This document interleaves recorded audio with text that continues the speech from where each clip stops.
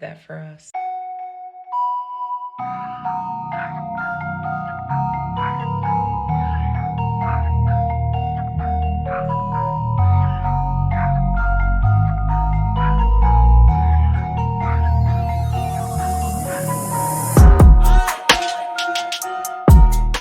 First things first, is the 3-hour runtime worth it?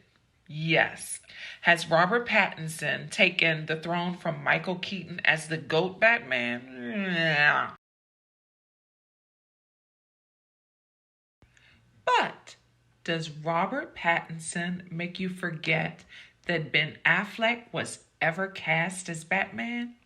Absolutely. In all seriousness, I think a younger standalone film was necessary to resuscitate this IP. Fans of DC Comics had complained for many years that the characters were, and particularly Batman, were not well developed, or they were underdeveloped. It's evident that director Matt Reeves and his co-writer on this film, Peter Craig, were dedicated to investing in the development of these characters. And along with being character-driven, this film is also plot-driven. It's very early Scorsese and Kubrick and modern Fincher and Tarantino. It's a neo-noir crime thriller, which is perfect for a Gotham City backdrop. I did have a couple of issues with the film, but they are nitpicks. I didn't like the trailer, so I went in underwhelmed with low expectations, expecting the dialogue to be weak. It wasn't.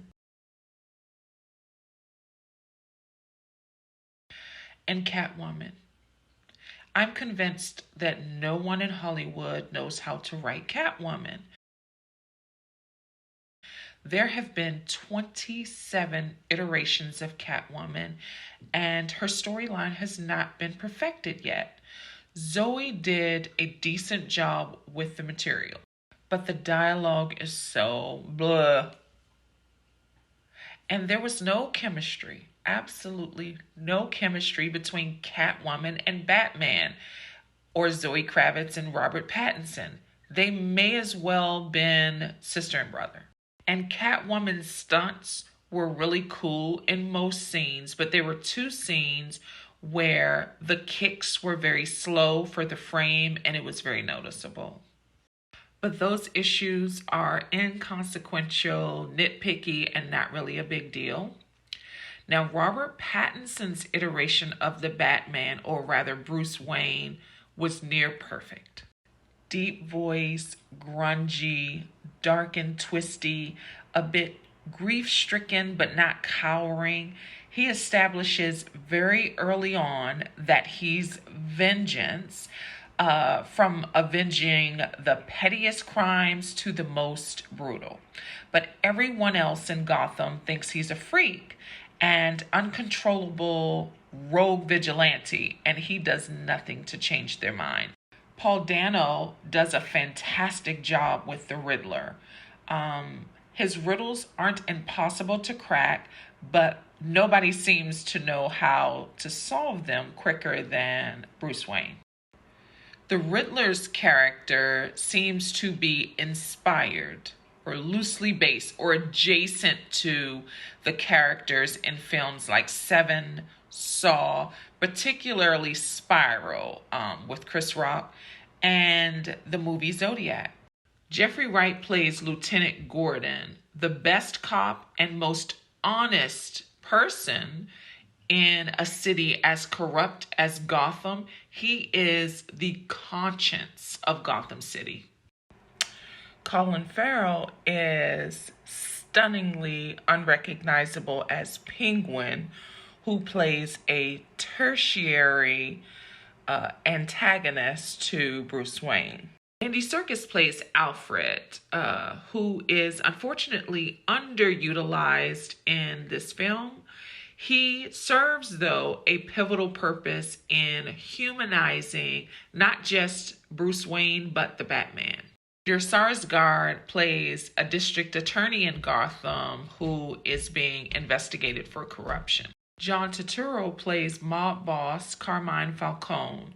Now, he is somewhat underutilized in this film, but he capitalizes on every scene he's in. His scenes are very titillating.